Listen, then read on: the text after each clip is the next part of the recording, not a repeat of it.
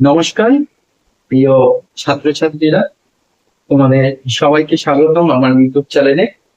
আজ আমি চলে যাব তোমাদের সামনে তুলে ধরব দর্শনের তৃতীয় অধ্যায় এর সাজেশন, যেগুলো পরীক্ষায় আসার সম্ভাবনা 100% চলো তাহলে শুরু করা যাক আজকের প্রথম প্রশ্ন, দৈহিক ও মানসিক ঘটনার মধ্যে এক সম্বন্ধ স্বীকার করেছেন কে? উত্তর, স্পিনোজা। পরবর্তী প্রশ্ন, কনসেপ্ট অফ মাইন্ড গ্রন্থটির রচয়িতা কে? পরবর্তী প্রশ্ন, the passions of the soul গ্রন্থটির রচয়িতা কে? পরবর্তী প্রশ্ন, কোন দার্শনিকের মতে ঈশ্বরই একমাত্র চরম দ্রব্য? উত্তর, স্পিনোজা। পরবর্তী প্রশ্ন, মিথস্ক্রিয়াবাদের প্রবর্তক কে? উত্তর, ডেকার্ট। পরবর্তী প্রশ্ন, ডেকার্টের মতে দেহ ও মনের সম্পর্ক কোথায় সংগঠিত হয়? উত্তর, পিনিয়েল গ্রন্থিতে। পরবর্তী প্রশ্ন, আত্মা ও দেহকে একই দ্রব্য বলে মনে করেছেন কারা?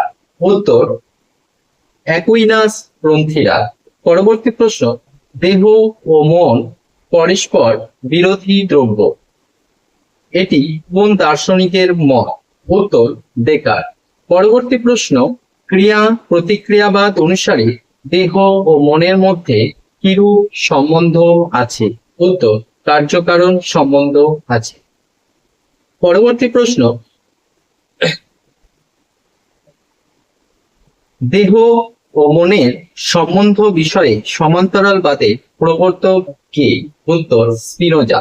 পরবর্তী প্রশ্ন, স্পিনোজার মতে বুদ্ধি যাকে দ্রব্যের সারধর্ম বলে বোধ করে তাকে কি বলা হয়? উত্তর, গুণ।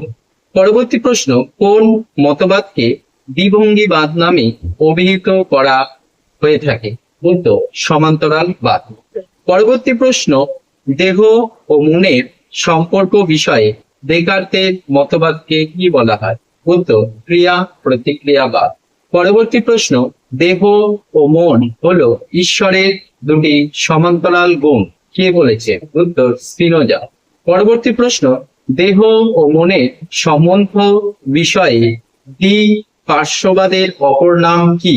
উত্তর, দ্বিভঙ্গিবাদ। পরবর্তী প্রশ্ন, ডেকার্টের মতে দেহ ও মনের ঐক্য কোথায় ঘটে? উত্তর, পিনিয়াল গ্রন্থিতে। পরবর্তী প্রশ্ন, কোন মতবাদকে দ্বিভঙ্গিবাদ নামে অভিহিত করা হয়ে থাকে? সমান্তরালবাদ। পরবর্তী প্রশ্ন, দেহ ও মন হলো ঈশ্বরের দুটি দিক, কে বলেছে? উত্তর, স্পিনোজা। পরবর্তী প্রশ্ন, স্পিনোজা দেহ ও মনের সম্পর্ক ব্যাখ্যার জন্য কোন উপমার উল্লেখ করেছে? উত্তর, বক্র কাচ। পরবর্তী প্রশ্ন, মিথস্ক্রিয়াবাদের ত্রুটি দূর করার জন্য কোন মতবাদের সৃষ্টি হয়েছে? উত্তর, উপলক্ষ্যবাদ।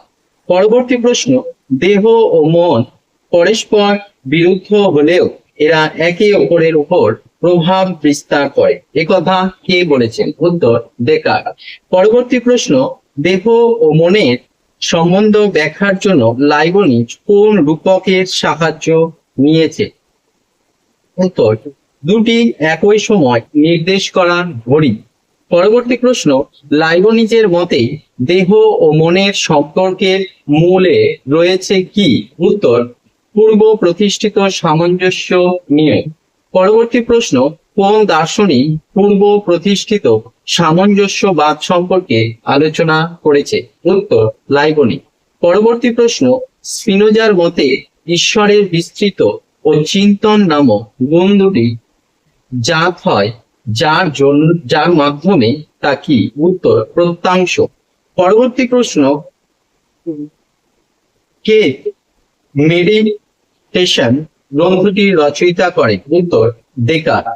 পরবর্তী প্রশ্ন, ক্রিয়া প্রতিক্রিয়াবাদের প্রবর্তক কাকে বলা হয়? উত্তর, ডেকার্ট।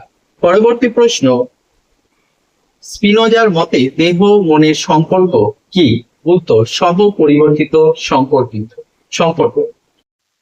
আজকের এই গুরুত্বপূর্ণ কোশ্চেন গুলো আমরা তৃতীয় অধ্যায়ের কার্যকরণ অধ্যায় থেকে আমি এই প্রশ্নগুলো তোমাদের সামনে তুলে ধরলাম। এই প্রশ্নগুলো অত্যন্ত গুরুত্বপূর্ণ, তোমরা খাতায় সবাই নোট করে নিও এবং উত্তরগুলো মুখস্থ করে নিও। তোমাদের আগামী থার্ড সেমিস্টারের জন্য এই প্রশ্নের উত্তরগুলো প্রশ্নগুলো অত্যন্ত গুরুত্বপূর্ণ, পরীক্ষায় আসার জন্য 100% সম্ভাবনা। তাই তোমরা যত তাড়াতাড়ি প্রশ্নগুলো কালেক্ট করে নিবে এবং উত্তরগুলো নোট করে নিবে, মুখস্থ করে নিবে, তত তোমাদের জন্য ভালো। তো চলো তাহলে আজকের ভিডিওটি এখানেই শেষ করা যায়। যদি ভিডিওটি তোমাদের ভালো লাগে একটি লাইক দিও, এটি কমেন্ট করো এবং বন্ধুদের সাথে শেয়ার করো। পাশে থাকা বেল আইকনটি অন করে রাখো পরবর্তী অধ্যায়ের জন্য।